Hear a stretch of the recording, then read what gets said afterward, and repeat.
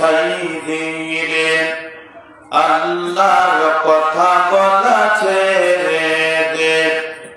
আল্লামা সাইদি বলেছেন জীবন দিব, আল্লামা সাইদি বলেছেন শহীদ হব, তবুও ছাড়ব না ইল্লাল্লাহ, লা ইলাহা ইল্লাল্লাহ।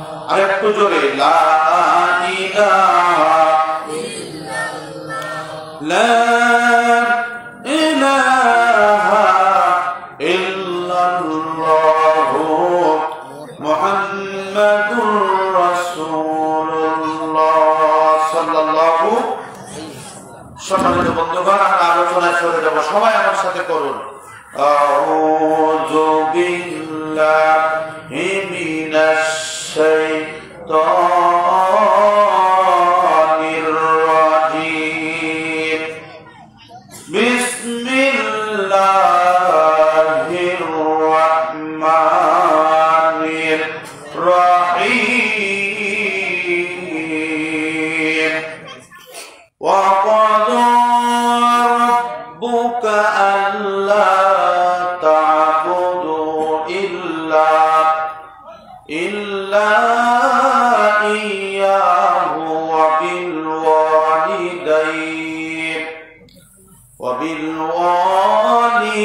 وبالوالدين إحسانا إما يبلغن عندك الكبر أحدهما أو كلاهما فلا تقل لهما أف ولا تنهرهما وقل لهما قولا كريما। ডান হাতটা তুলে বলুন আল্লাহু আকবার।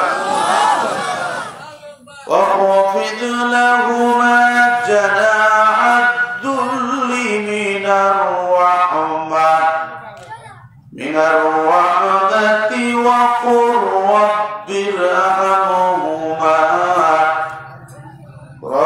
ارحمهما كما ربياني صغيرا إلى آخر الآية। সম্মানিত বন্ধুগণ, বর্তমান যে পরিস্থিতি আমাদের দেশে চলছে, দেখুন দৈনন্দিন 5ই আগস্টের পরে নিত্য নতুন ষড়যন্ত্র চলছে। কথা বলুন, ঠিক না ভাই? 5ই আগস্টের পূর্বে আমরা মাহফিলগুলোতে হক কথা বলার পরিবেশ পাইনি। কি বলেন আপনারা? ছিল পুলিশের ভয়, ছিল র্যাবের ভয়, ছিল যুবলীগের ভয়, ছাত্রলীগের ভয়, আওয়ামী লীগের ভয়। অনেক বক্তাকে মাহফিলের মঞ্চে মারধর করেছিল এই ফ্যাসিস্টরা। কথা বলেন, ঠিক না ভাই?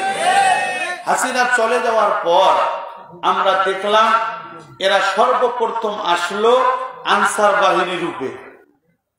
কথা বলেন না কেন? ওই ষড়যন্ত্র দিয়ে কোনো কাজ হলো না। তারপরে তারা আসলো রিক্সাওয়ালা হয়ে, তারপরে আসলো ছাত্র হয়ে, তারপরে আসলো চার্জারওয়ালা হয়ে, এখন আবার শুরু করেছে হিন্দু হয়ে ইসকন। আপনারা দেখেছেন হিন্দু ধর্মাবলম্বীরা আমাদের দেশের মধ্যে তারা হচ্ছে আমাদের ভাই, আমরা তাদেরকে প্রতিবেশী ভাই বোন মনে করি। কথা বলেন, ঠিক আছে? কিন্তু এদের মধ্যে একটা গোষ্ঠী আছে, এদের নাম হচ্ছে ইসকন, যার প্রধান হচ্ছে চিন্ময় কৃষ্ণ।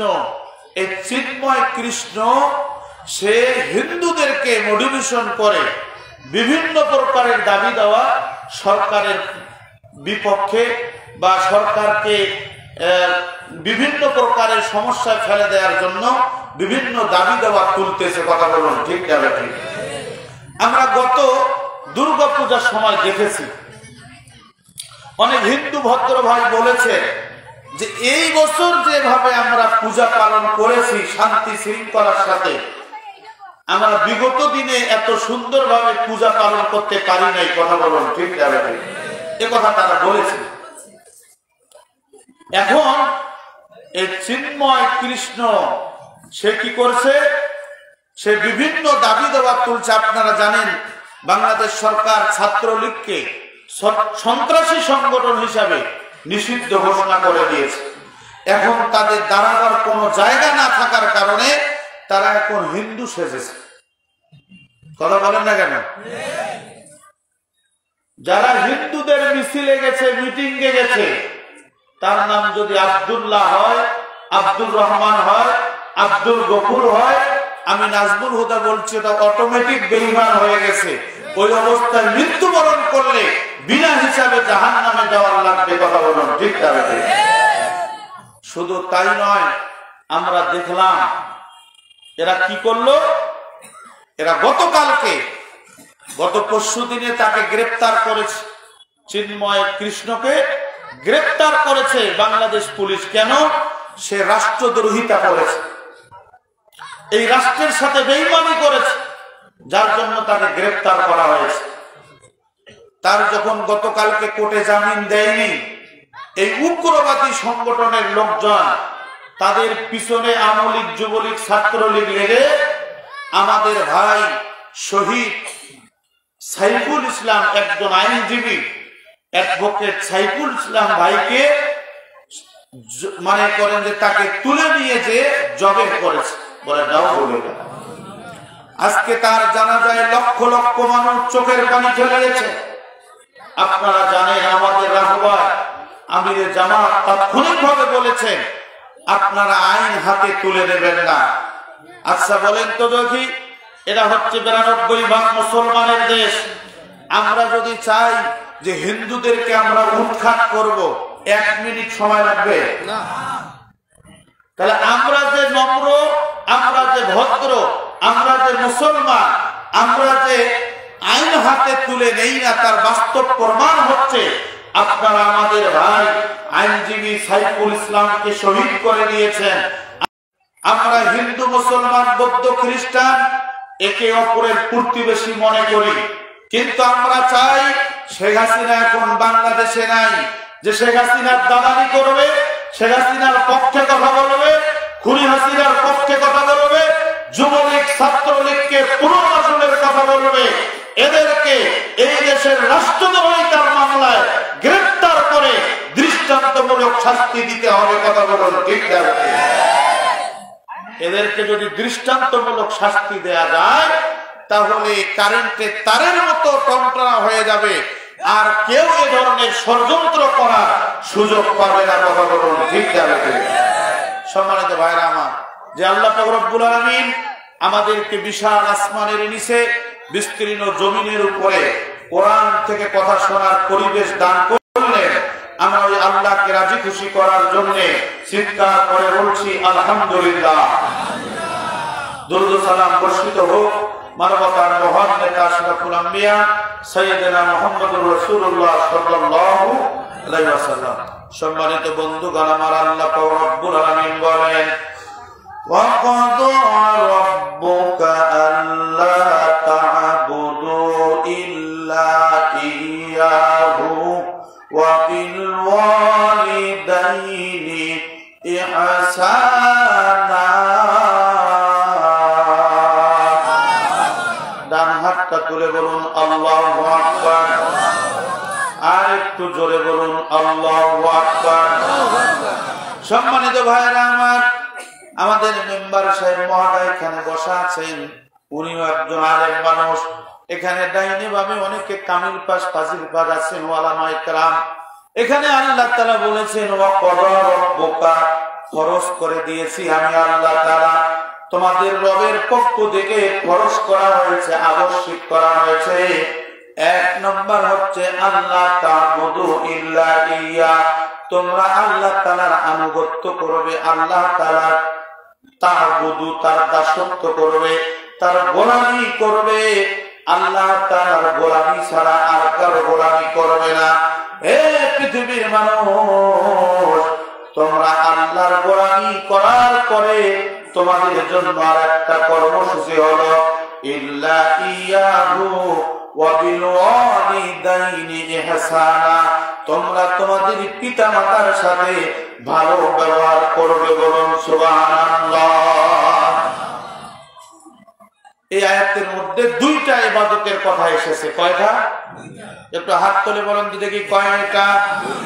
আর জোরে, জোর হলো না, জোরে বলো। আমরা নির্বাচন আসলে মিছিল করি না, করি না করি? ওই মিছিল করলে সওয়াব হবে, কিন্তু ওই কোরআনের ময়দানে যত কথা বলবেন প্রত্যেকটা কথায় কথায় নফল নামাজের সওয়াব পাওয়া যাবে।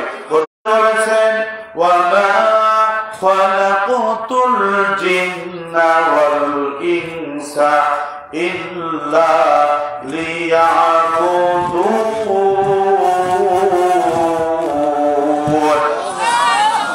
আল্লাহ পাক রব্বুল আলামিন বলেন, পৃথিবীর মানুষ শোনো, হে ঈমানদাররা শোনো, হে পরহেজগাররা শোনো, আল্লাহর গোলামি কেমনে করতে হয় দেখো।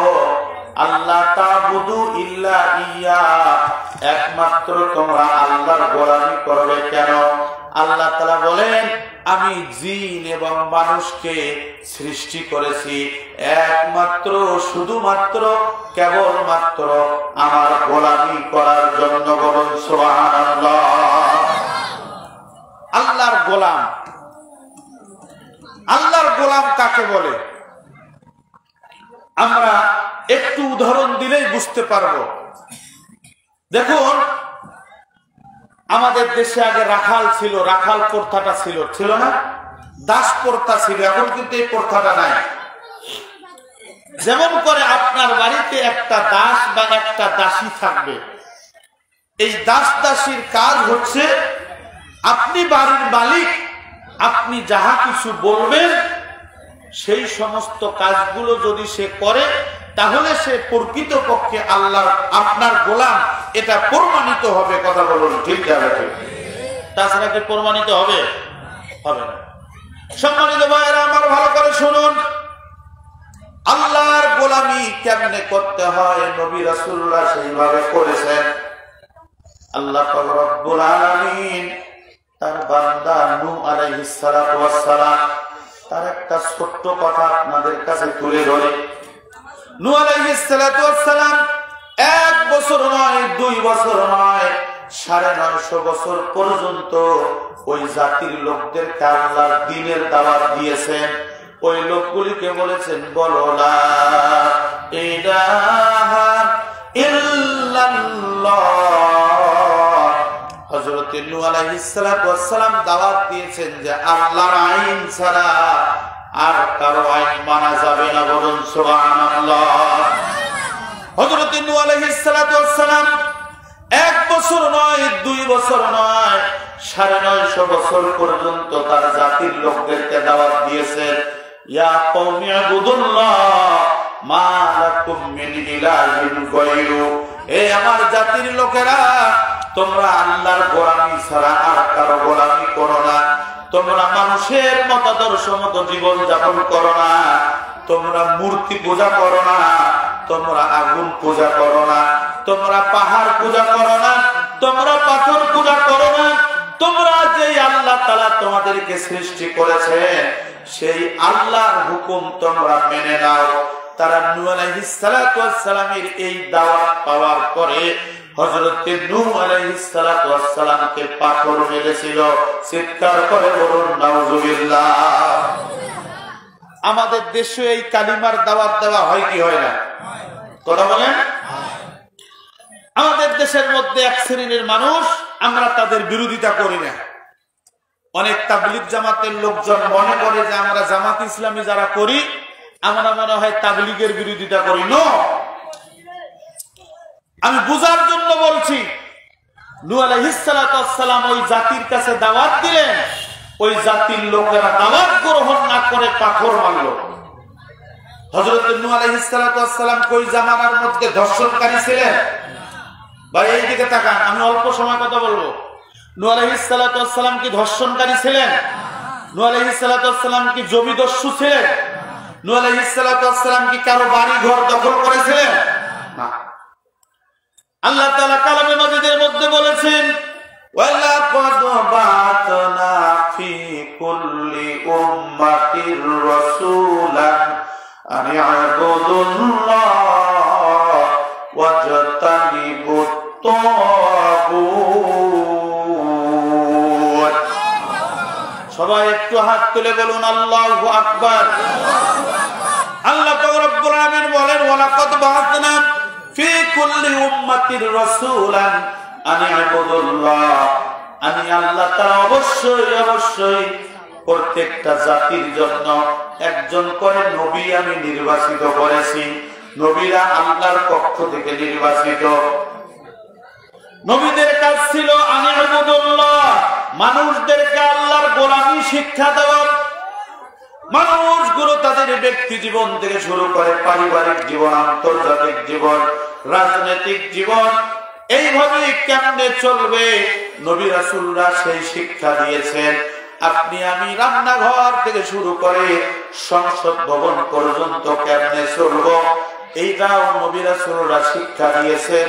মানুষের জন্ম থেকে মৃত্যু পর্যন্ত প্রত্যেকটা পথ চলা নবী রাসূলরা শিক্ষা দিয়েছেন। তদানীন্তন সময়ের লোকগুলি মুসা আলাইহিস সালাতু ওয়াস সালামের দাওয়াত প্রত্যাখ্যান করেছে, সালেহ আলাইহিস সালাতু ওয়াস সালামের দাওয়াত প্রত্যাখ্যান করেছে, সামূদ আলাইহিস সালাতু ওয়াস সালামের দাওয়াত প্রত্যাখ্যান করেছে। আমি আপনাদের কাছে বলতে চাই, আমাদের দেশের মধ্যে একটা শ্রেণীর মানুষের দাঁড়িয়ে দাঁড়িয়ে গিয়ে কালিমার দাওয়াত দেয়। এই মানুষগুলোর বিরোধিতা আমরা করি না, শুধু বোঝার জন্য বলছি। ওই জামানার মধ্যে নবী রাসূলরা দাওয়াত দিল, আর ওই নবী রাসূলরা পাথর খেলো। আর আমাদের দেশে লোকদের দাওয়াত দিতে গেলে তাদেরকে জড়িয়ে ধরে চুমু খায়। কথা বলুন ঠিক না বেঠিক? তুমি যেই কালিমার দাওয়াত দিলে বুকেতে নেয় তুলে, দেখো সেই কালিমার দাওয়াত দিয়ে কতজন যায় ছেড়ে। আর সকালবেলা ঠিক বলেন, ঠিক না বলে? তুমি যেই কালিমার ওয়াজ করলে হাদিয়া তো মিলে, দেখো সেই কালিমার ব্যাখ্যা লিখে কেউ ফাঁসিতে ঝরে। সম্মানিত ভাইরা আমার, আমরা কালিমার দাওয়াত দিলাম, আমাদেরকে বড় বড় মুরগির রান খাওয়ায়। আমরা কালিমার দাওয়াত দিলে আমাদেরকে গরুর রান খাওয়ায়। আর ওই নবী রাসূলরা দাওয়াত দিয়েছে, ওই নবী রাসূলদেরকে পাথর নিক্ষেপ করা হয়েছে। এমন ভাবে নূহ আলাইহিস সালাতু ওয়াস সালামকে পাথর মেরেছিলেন। নূহ আলাইহিস সালাতু ওয়াস সালামের শরীরের উপরে যখন পাথরগুলো চাপিয়ে দেওয়া হয়েছে, নূহ আলাইহিস সালাতু ওয়াস সালামের জান যায় অবস্থা। জিবরাইল আমিন ছুটে এসেছেন, আল্লাহর নবী আপনার কি হয়েছে? আপনি কেন পাথরের নিচে পড়ে গেছেন? সঙ্গে সঙ্গে পাথরগুলো সরে দিয়ে জিবরাইল আমিন তার শরীরটা মাসে করে দিয়েছেন। তাফসীরের মধ্যে এসেছে জিবরাইল আমিন মাসে করে দিলে পরে নূহ আলাইহিস সালাতু ওয়াস সালাম সুস্থ হয়ে যেত। নূহ আলাইহিস সালাতু ওয়াস সালাম বলতেন, ভাই জিবরাইল বলো তো দেখি আমার আগামী কালকে কি কাজ? নূহ আলাইহিস সালাতু ওয়াস সালাম এই প্রশ্ন যখন করতেন, তখন জিবরাইল আমিন বলতেন, আজকে আপনার যেই কাজ কালকেও আপনার ওই কাজ। বলেন আল্লাহু আকবার। আমি অবাক হয়ে যাই, আমাদের এখানেও ইজতেমা হয়েছে, হয় নাই? এই ইজতেমার খুঁটি উদ্বোধন করে পৌরসভার মেয়র। বড় বড় মোষ, নামাজ তো এক ওয়াক্ত পড়ে না, এখন যে কোথায় লাপাত্তা। আমি এই জন্য এখন বলি, যারা ভারতে পালিয়ে গেছে, যারা লন্ডনে পালিয়ে গেছে, যারা আমেরিকায় পালিয়ে গেছে, এদের কবর ভারতেই হবে, এদের কবর বাংলার মাটিতে হবে না। কথা বলেন ঠিক হবে? আমরা দাওয়াত দেই, আমাদের নামে হয় কেস, আমাদের নামে হয় মামলা, আর ওরাও দাওয়াত দেয়, ওদের খুঁটি গাড়ি দেয় বাতিল। কথা বলেন ঠিক না বেটে? এটা বুঝেন, আগে বুঝেন, বিরোধিতা করতেছি না। আপনি নামাজ রোজা ওযু গোসল শেখেন, ভালো কথা। সম্মানিত ভাইরা আমার, হযরত নূহ আলাইহিস সালাতু ওয়াস সালামের জাতির লোকেরা পাথর মারলো। 1 বছর 2 বছর নয়, 950 বছর পর্যন্ত পাথর মারলো। 950 বছর দাওয়াত দেওয়ার পরে মাত্র 40টা লোক ঈমান আনছে। কয়টা? মুসা আলাইহিস সালাম, নূহ আলাইহিস সালামের দলে মাত্র 40টা লোক। আর জামাত নেতাদেরকে ফাঁসি দেওয়ার পরে এখন জামাতির হিসাব আছে? এই কথা বলে আছে? দেখছেন আল্লাহর খেলা। আমি কিছুদিন আগে চওড়ায় এক মাহফিলে গেছি, যাওয়ার পরে বলতে যে হুজুর ওয়াজ ভালো করে করেন। আমি বললাম কি আর ভালো করে ওয়াজ করবো? বলতেছে এখন অনেক আওয়ামী লীগের লোক মাথার মধ্যে টুপি মাথায় দেয় আর ধরে মানুষকে বুঝায় যে এখন আমরা জানাতি। কথা বলেন না কেন? মানুষের কাছে জামাতি সাজাটা সহজ, আল্লাহর কাছে সাজা অনেক কঠিন। কথা বলেন ঠিক না? সম্মানিত ভাইরা আমার, সংক্ষিপ্ত ভাবে বলি, নূহ আলাইহিস সালাতু ওয়াস সালাম যখন জাতির লোকেরা তার দাওয়াত প্রত্যাখ্যান করলো, আল্লাহর পক্ষ থেকে আযাব আসবে, আযাবের ঘোষণা দেওয়া হলো। নূহ আলাইহিস সালাতু ওয়াস সালাম বলতেছেন প্লাবন আসবে, এই প্লাবনে তোমরা ধ্বংস হয়ে যাবে। আমার জাতির লোকেরা শোনো, তোমরা যদি বাঁচতে চাও তাহলে তোমরা একটা নৌকা তৈরি করো, আল্লাহর হুকুম হয়ে গেছে। এই নৌকার মধ্যে উঠো, যদি তোমরা বাঁচতে চাও এই নৌকার মধ্যে উঠো। আল্লাহ তাআলা ঈমানদারদেরকে বেছে নেবেন।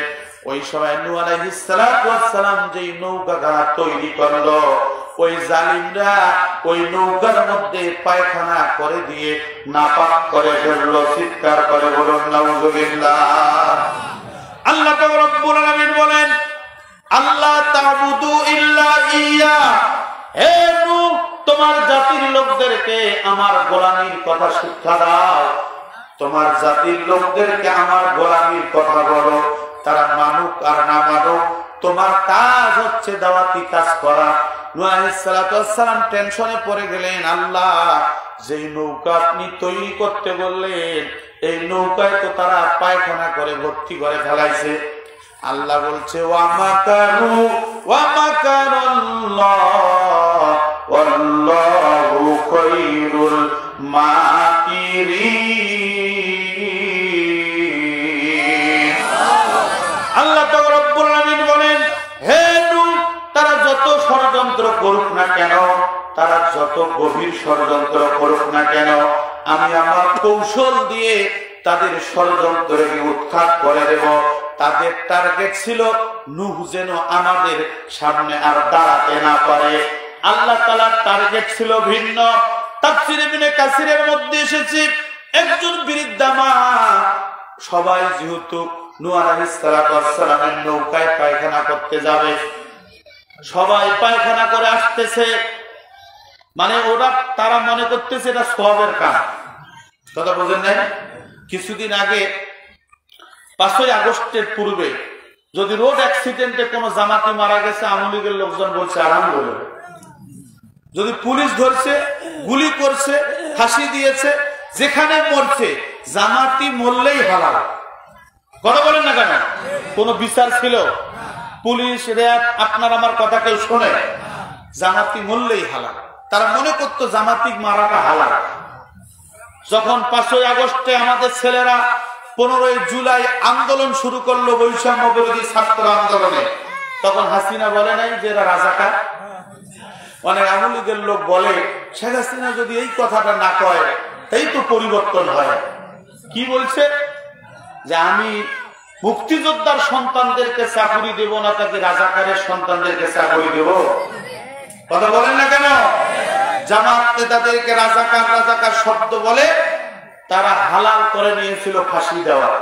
আর নূহ আলাইহিস সালামের জামানায় নূহ আলাইহিস সালাম বলল, যারা বাঁচতে চাও এই নৌকার মধ্যে উঠো, আল্লাহ তাআলা তাদেরকে বাঁচাবে। প্লাবন হবে, অথচ প্রচন্ড রোদ, তারা পায়খানা করে গোটা নৌকাটাকে নষ্ট করে ফেললো। বলুন নাউযুবিল্লাহ। ওই বৃদ্ধা মা, একটু তাকান, ওই বৃদ্ধা মা সওয়াবের কাজ মনে করে পায়খানা করতে গেছে, পা পিছলে পড়ে গেছে পায়খানার ভিতরে। কিছুক্ষণ পর কোন রকম একটু হাবুডুবু খেয়ে যখন উঠতে পেরেছে, ওই 82 বছরের বৃদ্ধা মহিলা, ওই মহিলার চেহারা হয়ে গেছে 16 থেকে 18 বছরের যুবতী। কে করছেন? কথা বলেন, কে করছেন? চতুর্দিকে ছড়িয়ে পড়েছে যে ওই পায়খানা শরীরের মধ্যে মাখলেই শরীরের রং চেঞ্জ হয়ে যায়। আর ওই সময় ছিল কুষ্ঠ রোগ। ওই সময় কি ছিল? কথা বলেন, কি রোগ? কুষ্ঠ রোগ। যে ওই পায়খানা কুষ্ঠ রোগের জায়গায় লাগাবে, কুষ্ঠ রোগ ভালো হয়ে যাবে। পায়খানা ঔষধ হয়ে গেছে। বলেন আল্লাহু আকবার। চতুর্দিকে যখন ছড়িয়ে পড়েছে, এখন ওই পায়খানা নিয়ে টানা হাসরা শুরু হয়ে গেছে। শেষ পর্যন্ত নৌকা চাটি চাটি খাইছে, তারপরে নিজের শরীরটা ভালো করতে চায়। এটা কে করলো? আল্লাহ তাআলা। কে করলো? সম্মানিত ভাইরা আমার, আমাদেরকে তারা রাজাকার বলেছিল, আল বদর বলেছিল, আশাম বলেছিল, আমাদেরকে তারা ফাঁসি দিয়েছিল। আল্লাহ পাক রব্বুল আলামিন বলছে, বেটি বাড়িস না, বেশি বাড়িস না। যেই শব্দ দিয়ে তুমি আমার কোরআনের পাখিদেরকে হত্যা করেছো, ওই রাজাকাররাই তোমাকে দেশ ছাড়া করবে। কথা বলুন, ঠিক যাবে?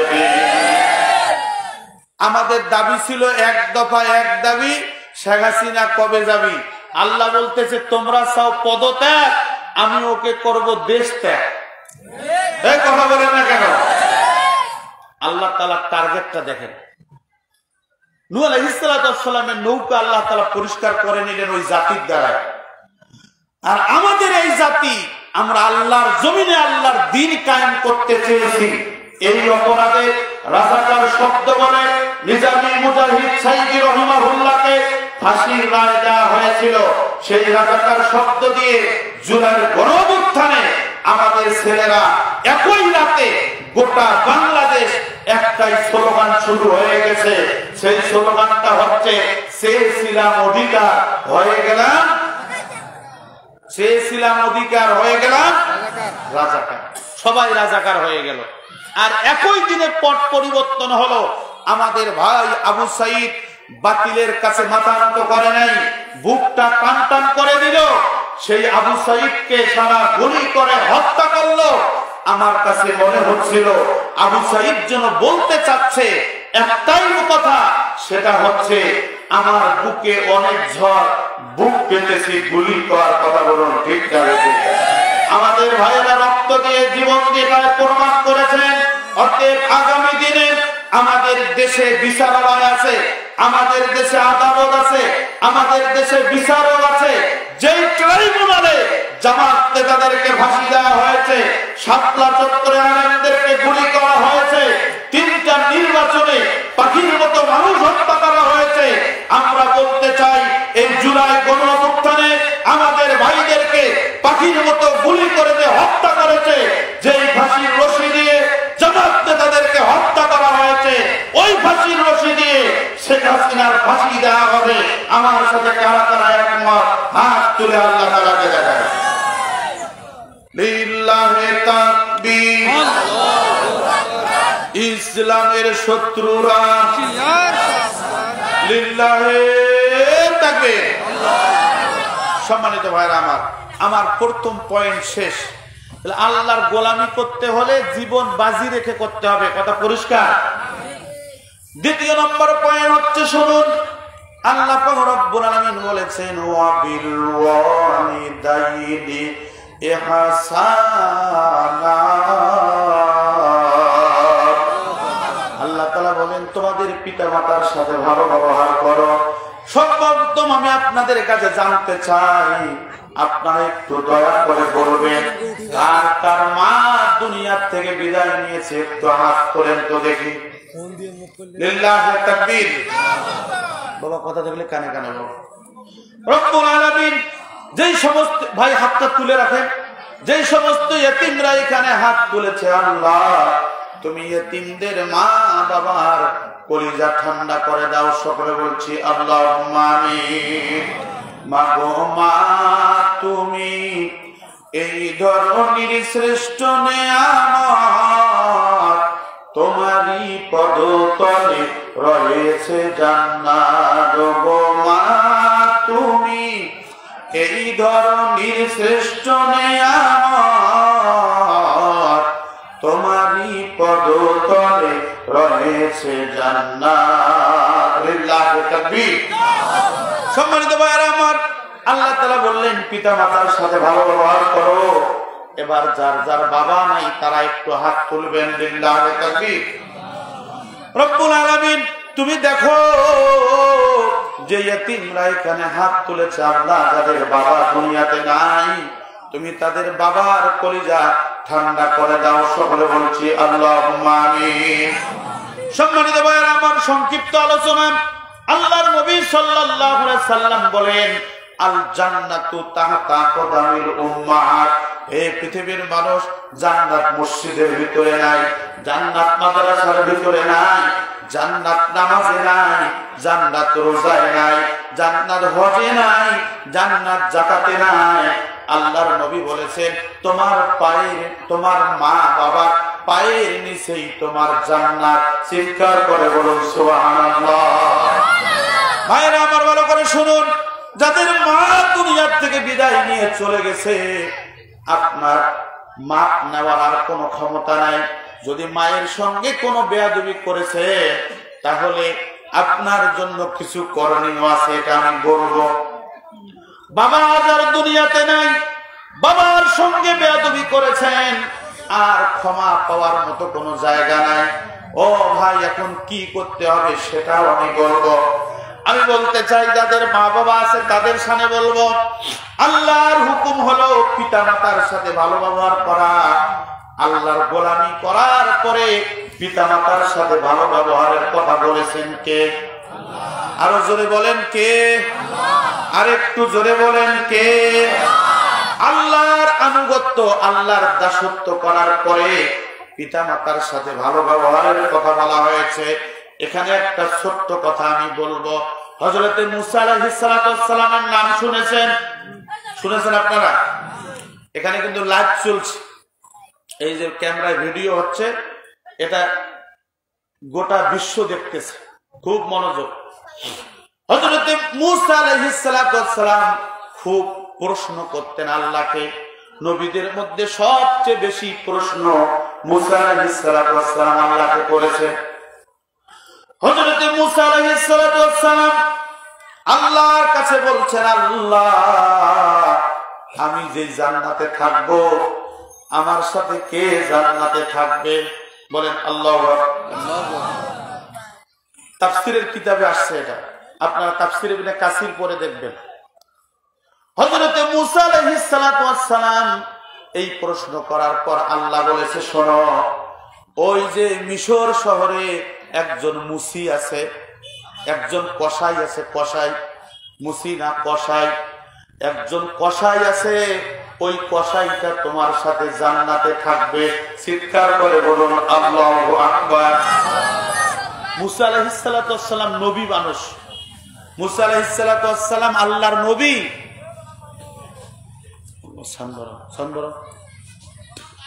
মুসা আলাইহিস সালাম হচ্ছেন আল্লাহর নবী, আর আল্লাহর নবীর সাথে একজন কসাই জান্নাতে থাকবে।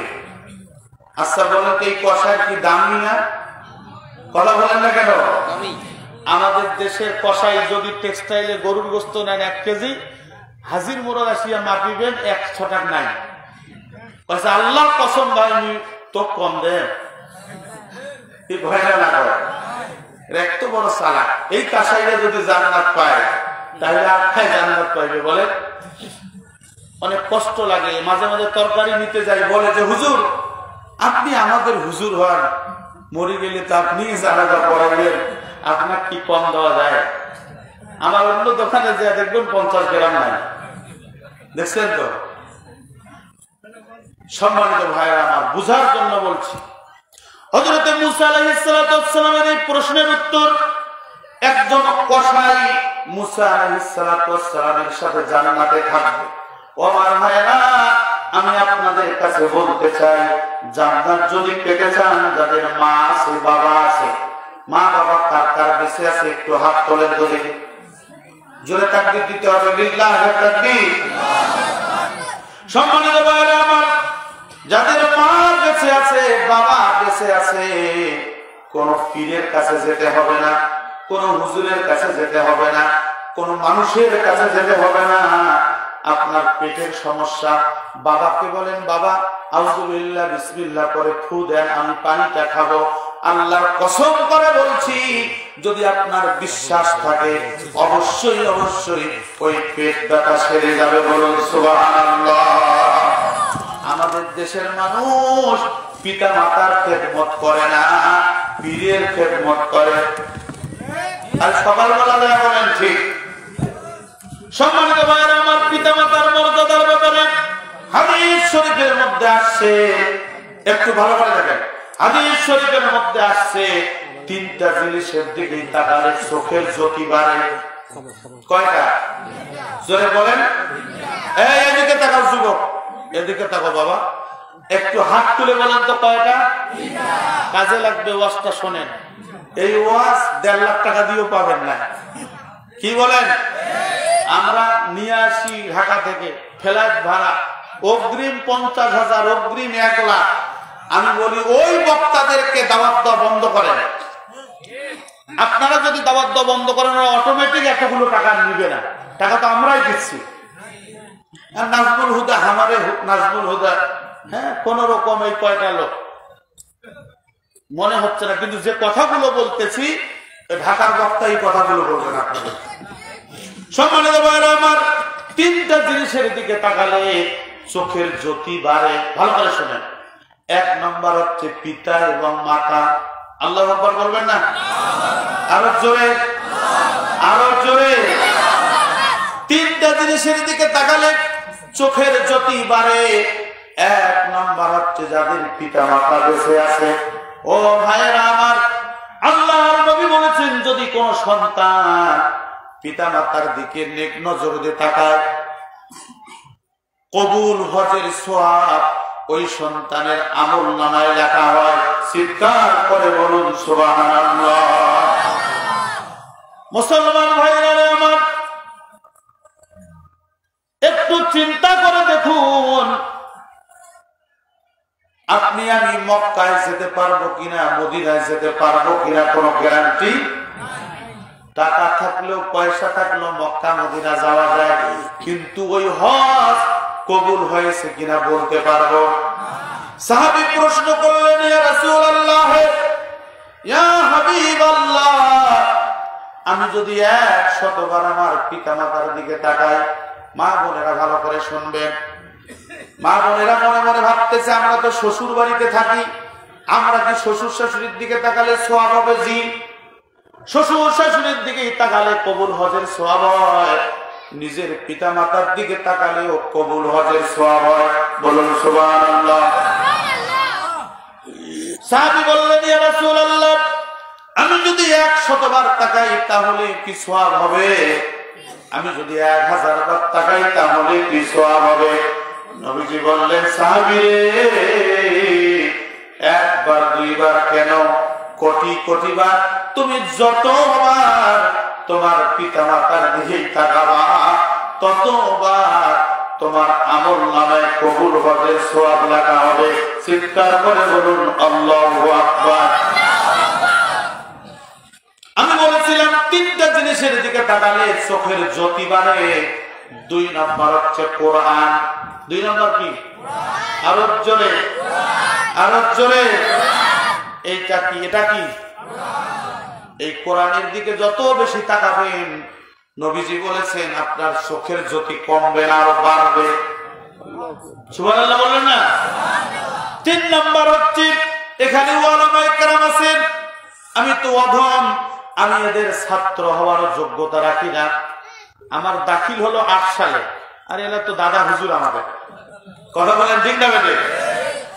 এই আলেমদের দিকে তাকালে নবীজি বলেছেন, আল উলামা ওয়ারাসাতুল আম্বিয়া, তোমরা যদি আলেমদের দিকে নেক নজরে তাকাও, তাহলে তোমাদের আমল নামায় কবুল হজের সওয়াব লেখা হবে, তোমাদের চোখের জ্যোতি বাড়বে। বলুন সুবহানাল্লাহ। আর আমাদের দেশের ফেরাউন ওই আলেমদেরকে ধরে ধরে জেলখানা ভর্তি করে। কথা বলুন ঠিক যাবে কি? সম্মানিত ভাইরা আমার, আমার সময় শেষ হয়ে গেছে। দোয়া করে দেব, দোয়া করবো। শোনেন, আপনাদের আয়োজন কিন্তু খুব ভালো হয়েছে। আমি শুরু থেকে বলছিলাম একটু মাইকটা ভালো লাগছে। আমরা প্রত্যেকদিন মাহফিলে কথা বলি, বোঝেন নাই? এই যে কণ্ঠটা যে আমার টানতেছে, এখানে কণ্ঠের উপরে চাপ করতেছে, কালকের মাহফিলে আবার কথা বলতে পারবো। আপনাদের দোয়ার বরকতে টানা মাহফিল চলছে। আপনারা দোয়া করেছেন, আমি তো আপনাদের ভাই, আপনাদের সন্তান। অনেকে বলে যে হুজুর আপনি টাকা বের করে দেখেন না কেন? আমি বলি কার টাকা বের করে দেখবো? এখন আমি যখন বিয়া পড়াতে যাই, এই মহাবিপদ। যে জায়গায় বিয়া পড়াতে যাই সবাই পরিচিত, ও হুজুর আমারে হুজুর, আমারে হুজুর।